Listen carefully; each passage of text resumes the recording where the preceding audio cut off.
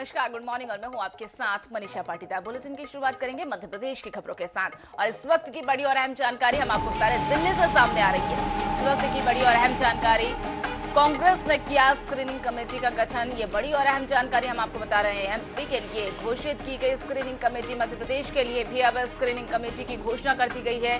जितेंद्र सिंह बने screening committee के अध्यक्ष। ये बड़ी और अहम जानकारी हम आपको बता रहे हैं, दिल्ली से सामने आ रही है। मध्य प्रदेश के लिए स्क्रीनिंग कमेटी की घोषणा कर दी गई है। जितेंद्र सिंह को बनाया गया कमेटी का अध्यक्ष। ये बड़ी और अहम जानकारी हम आपको बता रहे हैं। विधानसभा चुनाव को देखते हुए सरगर्मियां तेज होने लगी है। कांग्रेस ने स्क्रीनिंग कमेटी का गठन कर दिया है। मध्य प्रदेश में स्क्रीनिंग कमेटी की घोषणा कर दी है। जितेंद्र सिंह स्क्रीनिंग कमेटी के अध्यक्ष बनाए गए। ये बड़ी और अहम जानकारी हम आपको बता रहे हैं, दिल्ली से सामने आ रही है। इस वक्त की बड़ी और अहम जानकारी हम आपको बता रहे हैं, मध्य प्रदेश के लिए घोषणा कर दी गई है स्क्रीनिंग कमेटी की। जितेंद्र सिंह को स्क्रीनिंग कमेटी का अध्यक्ष बनाया गया है।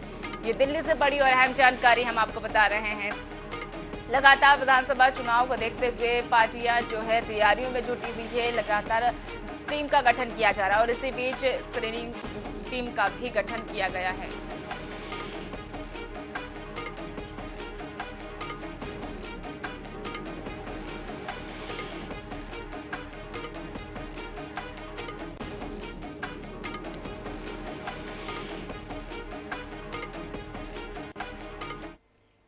ग्वालियर चंबल संभाग में बीजेपी सामाजिक समीकरण साधने के लिए लगातार कोशिश कर रही है। इससे बीच केंद्रीय मंत्री ज्योतिरादित्य सिंधिया ने इसकी कमान संभाल रखी है और वही सिंधिया अलग अलग समाज के लोगों से सम्मेलन में लगातार शिरकत कर रहे हैं और वही इसी मुद्दे को लेकर अब राजनीति शुरू हो चुकी है। देखिए हमारी खास रिपोर्ट।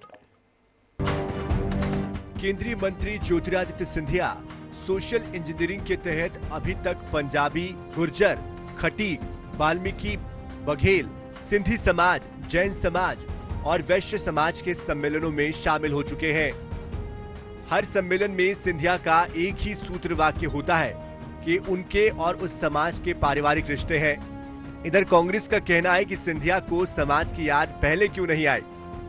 सिंधिया जी क्या कर रहे हैं, अब वो जाति के नाम पर समाज को बांटने का प्रयास कर रहे हैं। क्यों वो, हम तो चुनौती देते हैं, क्यों वो पंजाबी समाज की अलग बैठक कर रहे हैं, गुर्जर समाज की अलग बैठक कर रहे हैं, राठौड़ समाज की अलग बैठक कर रहे हैं। यदि उनकी सम्यक दृष्टि है तो वो सारे समाजों को बुला के एक ही बैठक क्यों नहीं करते और संदेश क्यों नहीं देते।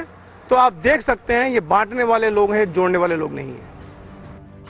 कांग्रेस के आरोपों पर ज्योतिरादित्य सिंधिया ने कटाक्ष करते हुए कहा कि जब वो कांग्रेस में थे और अलग अलग समाज के लोगों से मिलते थे तब कांग्रेस को कोई खुजली नहीं होती थी। आज भी भारतीय जनता पार्टी के सर्वश्रेष्ठ नेता हैं। हम सब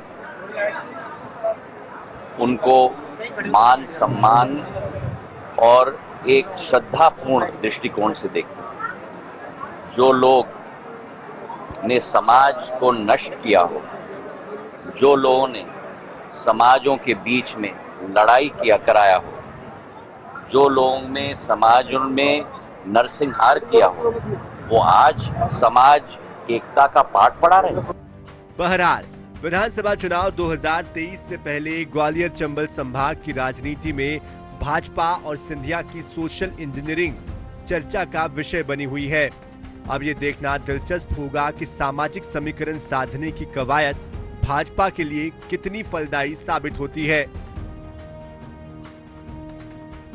जावेद खान, INS 24/7, ग्वालियर।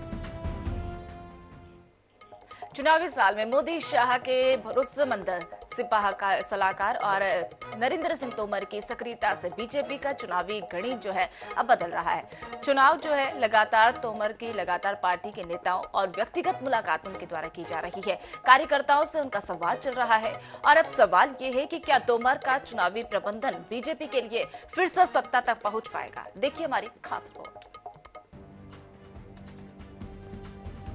भारतीय जनता पार्टी ने मध्य प्रदेश में केंद्रीय मंत्री नरेंद्र सिंह तोमर को चुनाव प्रबंधक समिति का अध्यक्ष बनाकर बड़ी जिम्मेदारी सौंपी है। लगातार हो रहे गृह मंत्री अमित शाह के दौरे और तोमर को मिली कमान के बाद स्पष्ट है कि इस बार चुनाव में दिल्ली दरबार की भूमिका अहम होगी। तोमर को यह जिम्मेदारी सौंपकर भाजपा ने प्रदेश में कई समीकरण साधे हैं।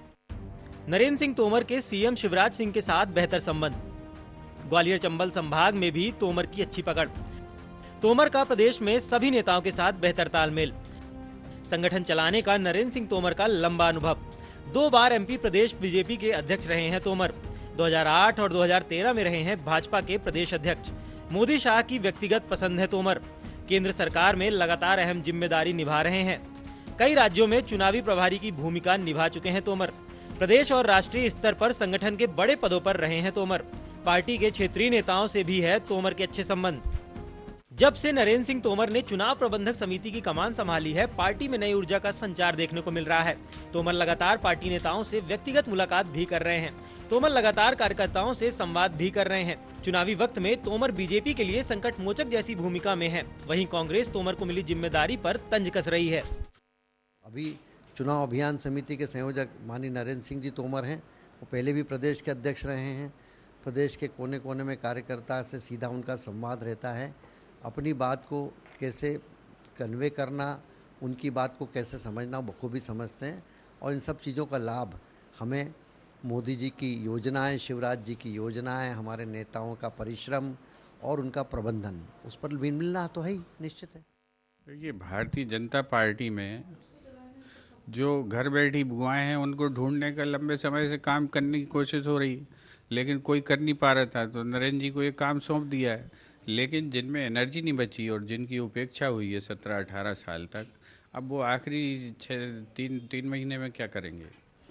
तो जो है ये एक तरह से सब रिचुअल्स पूरी कर रहे हैं। मिशन 2023 को सफल बनाने के लिए नरेंद्र सिंह तोमर को बड़ी जिम्मेदारी दी गई है। 2008 और 2013 के चुनावों में शिवराज और तोमर की जोड़ी ने शानदार नतीजे दिए थे। तोमर को संगठन में काम करने का लंबा अनुभव है। वे बयानबाजी से दूर रहकर संगठन के लिए काम करने के लिए जाने जाते हैं। मतलब साफ है कि चुनावी साल में बीजेपी के लिए तोमर इकलौते ऐसे नेता हैं जिन पर भोपाल और दिल्ली दोनों को भरोसा है। भोपाल से मनीष त्रिपाठी की रिपोर्ट। आम आदमी पार्टी मध्य प्रदेश के सियासत में पांव जमाने के लिए हर संभव कोशिश कर रही है और इसी कड़ी में पार्टी बदलाव पद यात्रा भी निकाल रही है। और इतना ही नहीं, कांग्रेस और बीजेपी और असंतुष्ट नेताओं पर आम आदमी पार्टी की नजर बनी हुई है। चुनावी साल में सबसे बड़ा सवाल ये है कि क्या आम आदमी पार्टी मध्य प्रदेश में अपना वजूद कायम कर पाएगी। मध्य प्रदेश का चुनावी रण इस बार दिलचस्प हो सकता है। चुनावी समर में भाजपा कांग्रेस के साथ ही आम आदमी पार्टी भी ताल ठोकने को तैयार है। आम आदमी पार्टी ने मध्य प्रदेश के साथ ही दिल्ली, गुजरात और पंजाब के नेताओं को मैदान में उतार दिया है। मध्य प्रदेश के चुनावी रण में आप ताल ठोकने को तैयार। बदलाव पदयात्रा के साथ जनता के बीच पैठ बना रही पार्टी। प्रदेश के सभी विधानसभा क्षेत्रों में निकाली जाएगी यात्रा। भाजपा कांग्रेस के असंतुष्ट और काबिल नेताओं पर नजर। पार्टी का दावा वोट प्रतिशत के लिए नहीं बल्कि जीतने के लिए लड़ेगी चुनाव। आम आदमी पार्टी का कहना है कि वो दिल्ली और पंजाब के विकास मॉडल को सामने रखकर चुनाव लड़ेगी। जो 2023 का विधानसभा का चुनाव है, आम आदमी पार्टी के साथ अपने कार्यकर्ता पदाधिकारियों के साथ इस बार चुनाव लड़ेगी। और जो दिल्ली का मॉडल है, शिक्षा, स्वास्थ्य, बिजली, पानी, जो काम करते हैं वहाँ पर करके दिखाया हमारे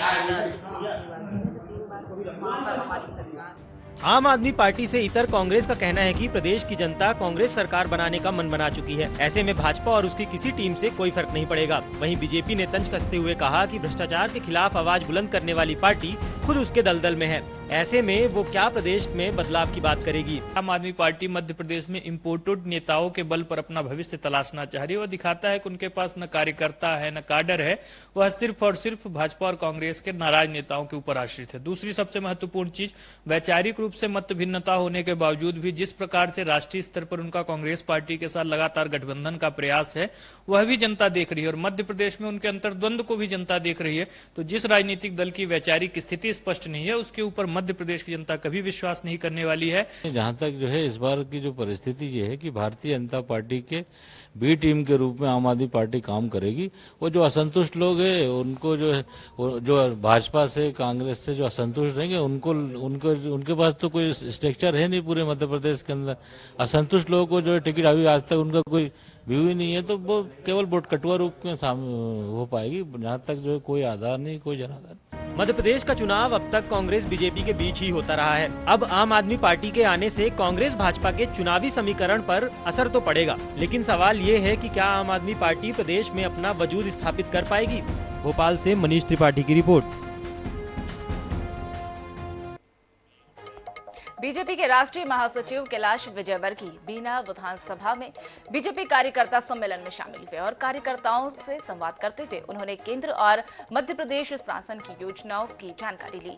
उन्होंने विधानसभा चुनाव में भारतीय जनता पार्टी के प्रत्याशी को जिताने की अपील की और इस दौरान कांग्रेस पर तंज कसते हुए कहा कि देश में मंदिर तोड़े जाने के वाकये सामने आ रहे हैं, लेकिन बीजेपी शासनकाल में मंदिर बनाए जा रहे हैं। और विजयवर्गीय ने बताया कि सागर में 100 करोड़ की लागत से मंदिर का निर्माण किया जा रहा है और इसका भूमि पूजन 12 अगस्त को प्रधानमंत्री नरेंद्र मोदी करेंगे।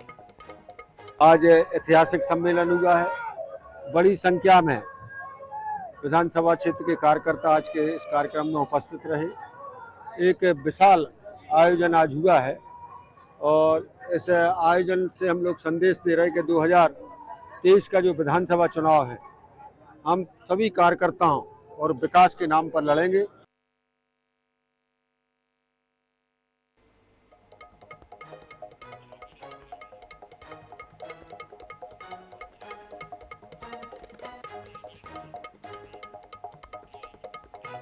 अब अगली और बड़ी खबर भोपाल से सामने आ रही है। आपको बता दें कि इस वक्त की बड़ी और अहम जानकारी हम आपको बता रहे हैं। पंचायत सचिवों का सम्मेलन आज 7वां वेतनमान देने की घोषणा हो सकती है। लाल परेड मैदान में शाम 5 बजे सम्मेलन का आयोजन किया जाएगा। मुख्यमंत्री शिवराज सिंह चौहान पंचायत सचिवों को संबोधित भी करने वाले हैं। पंचायत और ग्रामीण विकास विभाग ने किया प्रस्ताव तैयार। ये बड़ी और अहम जानकारी हम आपको बता रहे हैं, भोपाल से सामने आ रही है। पंचायत सचिवों की कई मांगों को लेकर सहमति आज बन सकती है। ये बड़ी और अहम जानकारी हम आपको बता रहे हैं। पंचायत सचिवों का आज सम्मेलन किया जाएगा। 7वां वेतनमान देने की इसमें घोषणा भी कर सकते हैं। मुख्यमंत्री शिवराज सिंह चौहान इसमें शिरकत करेंगे और पंचायत सचिवों को संबोधित करेंगे। ये बड़ी और अहम जानकारी जो है हम आपको बता रहे हैं, भोपाल से सामने आ रही है। पंचायत सचिवों की कई मांगों को लेकर सहमति भी बनी। इस वक्त की बड़ी और अहम जानकारी हम आपको बता रहे हैं, भोपाल से सामने आ रही है। पंचायत सचिवों का आज सम्मेलन का आयोजन होगा। 7वां वेतनमान देने की घोषणा भी हो सकती है। लाल परेड मैदान में शाम 5 बजे ये सम्मेलन होगा। मुख्यमंत्री शिवराज सिंह चौहान जो है पंचायत सचिवों को आज संबोधित करेंगे। ये बड़ी और अहम जानकारी हम आपको बता रहे हैं, भोपाल से सामने आ रही है।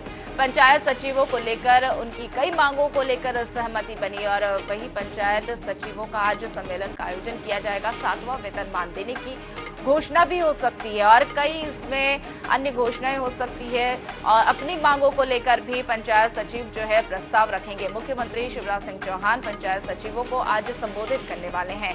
पंचायत और ग्रामीण विकास के सचिवों का लगातार ये दौर शुरू हो चुका था। इसके बाद अब पंचायत सचिवों का सम्मेलन आज उसका आयोजन किया जाएगा। 7वां वेतनमान देने की घोषणा की जाएगी और लाल परेड ग्राउंड में ये 5 बजे सम्मेलन का आयोजन किया जाएगा। इंदौर में हिंद रक्षक संगठन और विश्व हिंदू परिषद और बजरंग दल द्वारा हरियाणा के महंत नूह में ब्रज मंडल परिक्रमा किए गए हमले के विरोध में प्रदर्शन किया गया और बड़ा गणपति चौराहा पर आतंकवाद का पुतला दहन किया गया और इस दौरान आतंकवाद के खिलाफ नारेबाजी भी की गई। हरियाणा में हुई घटना को लेकर इंदौर में हिंदूवादी संगठनों में आक्रोश देखने को मिला और उनका कहना है कि ये सब एक सोची समझी रणनीति के तहत किया जा रहा है।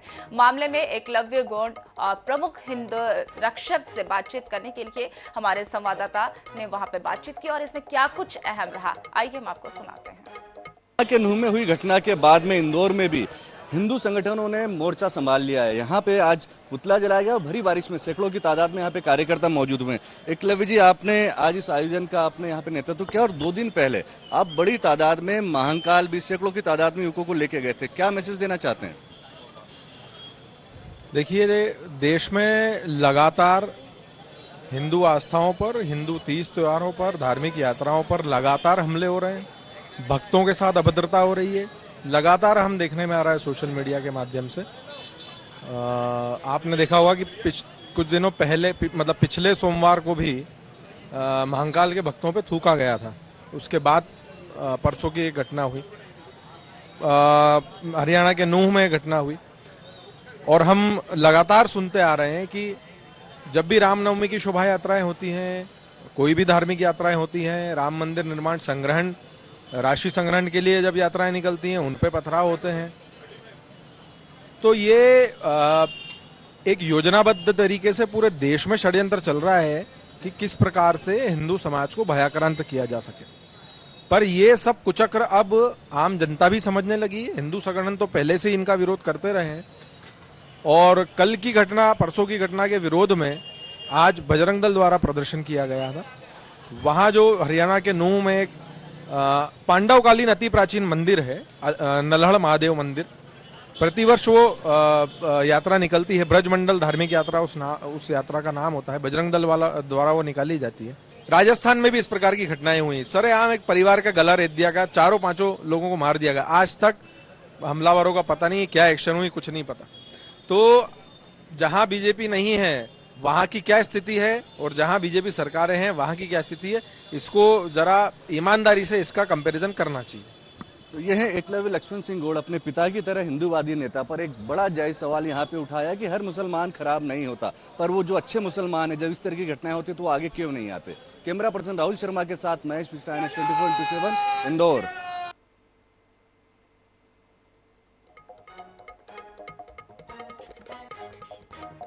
आगामी विधानसभा चुनाव की तैयारियों के बीच कांग्रेस ने चुनाव समिति और चुनाव प्रचार अभियान समिति की घोषणा कर दी और चुनाव समिति की कमान कमलनाथ के हाथों में है, तो वहीं चुनाव प्रचार अभियान समिति का चेयरमैन कांतिलाल भूरिया को बनाया गया है। और वहीं कांग्रेस ने भूरिया के माध्यम से 22% आदिवासियों को वोटों को साधने की उनके द्वारा रणनीति बनाई गई। और वहीं बीजेपी तंज कस रही है कि भूरिया का तो सिर्फ नाम है, कमान जो है वो कमलनाथ के हाथों में ही होगी।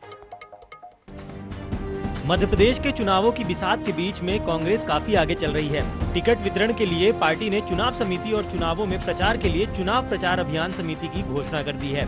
इन समितियों में चुनाव समिति की कमान कमलनाथ के हाथों में है, वहीं प्रचार की जिम्मेदारी कांतिलाल भूरिया को सौंपी गई है। कांग्रेस का कहना है कि भूरिया ऊर्जावान नेता हैं, उनकी आदिवासी समाज के बीच में पकड़ है। केंद्रीय मंत्री से लेकर प्रदेश अध्यक्ष तक की जिम्मेदारी निभा चुके हैं। मालवा निमाड़ क्षेत्र में वहाँ की जनता ने पिछले 2018 के चुनाव में हमारी पार्टी को ज़बरदस्त समर्थन दिया था, आशीर्वाद दिया था और हम वहाँ लगभग 37 सीटें जीतकर सबसे बड़ी पार्टी बने थे। भाजपा हमसे काफ़ी पीछे रही थी और चूंकि वहाँ पर एक आदिवासी वर्ग एक बहुत बड़ा वर्ग है और जिस आदरणीय कमलनाथ जी ने निश्चित तौर पर संज्ञान लिया है कि वहाँ अधिक से अधिक आदिवासी समाज के लोगों का उत्थान हो सके, विकास हो सके, उनको ताकत दे सके। वहीं बीजेपी का कहना है कि कांग्रेस की चुनाव प्रचार अभियान समिति में कांतिलाल भूरिया तो सिर्फ नाम है, असली कमान कमलनाथ के हाथों में ही रहेगी। देखिए, कांग्रेस और कमलनाथ जी और भूरिया जी सत्ता लोलुपता के लिए सब चीज़ों को काम कर रहे हैं। उनसे जो बात कहो वो हाँ बोलते हैं। झाबुआ अलीराजपुर के कद्दावर नेताओं में कांतिलाल भूरिया की गिनती होती है, लेकिन संगठन के कार्यों को लेकर ज्यादा विश्वास नहीं किया जा सकता है। हालांकि समिति में उनके साथ 1.5 दर्जन नेताओं की टीम रहेगी। कांग्रेस इन दिनों जातिगत और क्षेत्र के हिसाब से अपनी समीकरण बनाने की रणनीति पर कार्य कर रही है। INH न्यूज के लिए भोपाल से मनीष कांजैन की रिपोर्ट। मध्य प्रदेश के कूनो नेशनल पार्क में चीतों की मौतों का सिलसिला थम नहीं रहा है।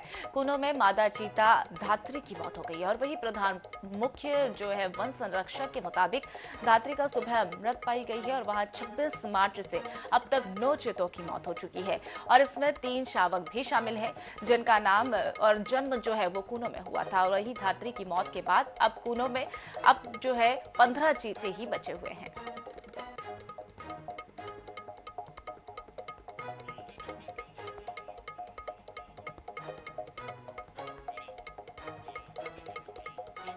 ग्वालियर में एक ऐसा भी ग्रामीण क्षेत्र है जहां पर सबसे अधिक कैंसर रोगी मिले हैं और अब करीब 50 लोगों की मौत भी हो चुकी है। मामला ग्वालियर से लेकर देश की संसद तक पहुंच चुका है और अब इस मुद्दे को लेकर कांग्रेस और बीजेपी सरकार पर लगातार हमलावर हो रही है। काम करता है और उसमें हाइड्रोलॉजी के जो स्पेशलिस्ट हैं, ग्राउंड वाटर के जो स्पेशलिस्ट हैं, ये सब लोग हमारी मदद करते हैं। ये हमारे संज्ञान में आप लोगों ने लाया है और इसके लिए आभार आपका, धन्यवाद आपका। और ये हमें दूसरे स्रोतों से भी पता चलना शुरू हो गया है और मुझे ये भी जानकारी मिली है कि बड़े फोरम पे भी इसकी चर्चा हुई है। शासन में रहने के बाद भी भारतीय जनता पार्टी और शिवराज सिंह जी आदिवासियों को, जो कि यहाँ से सिर्फ 20 किलोमीटर दूर है ग्वालियर से, जो डिस्ट्रिक्ट पैलेस है, वहाँ पे शुद्ध जल मुहैया नहीं करा पाए। ऐसा कैंसरस जल है वहाँ पे जो कैंसर के सेल्स की ग्रोथ कर रहा है उसके बावजूद वहाँ पर कोई किसी प्रकार का प्रिकॉशनरी मेजर्स नहीं लिए जा रहे हैं। ऐसा लगता है कि यहाँ के पानी में ऐसे तत्व हैं जिन तत्वों की वजह से कैंसर की बीमारी को बढ़ावा मिल रहा है। तो सांसद जी ने उसको बड़ी गंभीरता से लिया और जल शक्ति मंत्रालय को उन्होंने चिट्ठी भी लिखी है और जल शक्ति मंत्री जो गजेंद्र सिंह शेखावत जी हैं उनसे उन्होंने मिलने का समय भी मांगा है दिल्ली में। बहरहाल चुनाव INS 24/7 के लिए ग्वालियर से जावेद खान की रिपोर्ट। खबरों का सिलसिला यूं ही जारी रहेगा, लेकिन रुक एक छोटे से ब्रेक के लिए। ब्रेक के बाद फौरन हाजिर होते हैं।